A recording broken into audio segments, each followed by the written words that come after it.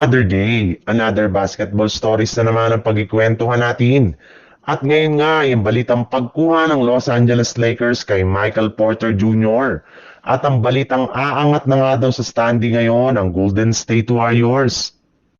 Dahil nga sa hindi magagandang nangyari sa Lakers na mga nagdaang araw, ay ibinulgar ng isang NBA insider na bukas na nga daw ang pintuan ng Lakers para na i-trade si Rui Hachimura sa kupunan ng Brooklyn Nets upang makuha ang matagal na nilang target na si Michael Porter Jr. III na available pa rin naman nga sa trade market.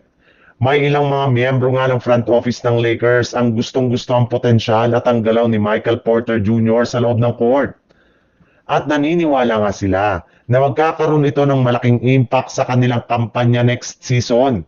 Babagay rin naman nga daw ang laruan nito kasama sina LeBron James, Austin Reeves at Luka Doncic bilang isang spot-up shooter. Gamit ang kanyang laki ay isa rin naman nga itong mahusay na rebounder at defender. Posible nga daw ito na ang maging susi para hindi na sila mahirapan pa na manalo sa kanilang mga laro sa kanilang mga road games. Sa ganyang paraan nga, ay mas magiging maganda ang flow ng kanilang opensa since magkakaroon na nga sila ng isang mapagkakatiwala na shooter sa kanilang mga laro.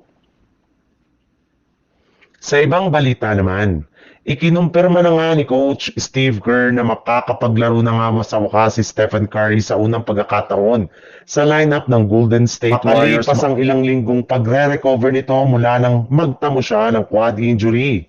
Sa madaling salita, makukumpleto na nga sa wakas ang lineup ng Golden State Warriors ngayong season na siyang pagkakataon na nila para makabawi sa standing ng Western Conference.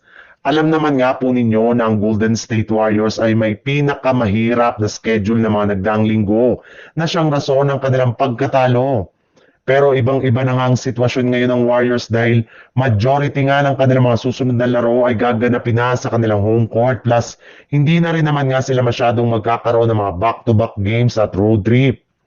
Samahan mo pa ng pagiging healthy ng kanilang mga manlalaro kaya pagkakataon na nga ng Golden State Warriors para makakuha ng momentum upang makasungkit ng panalo at makaabot pa hanggang sa ika-6 na pwesto sa standing. Bale, 2.5 games lang naman nga ang kalamangan sa kanila ng ika-6th seed na Minnesota Timberwolves kaya hindi sila mahihirapan na habulin ito sa kanilang mga susunod na laro.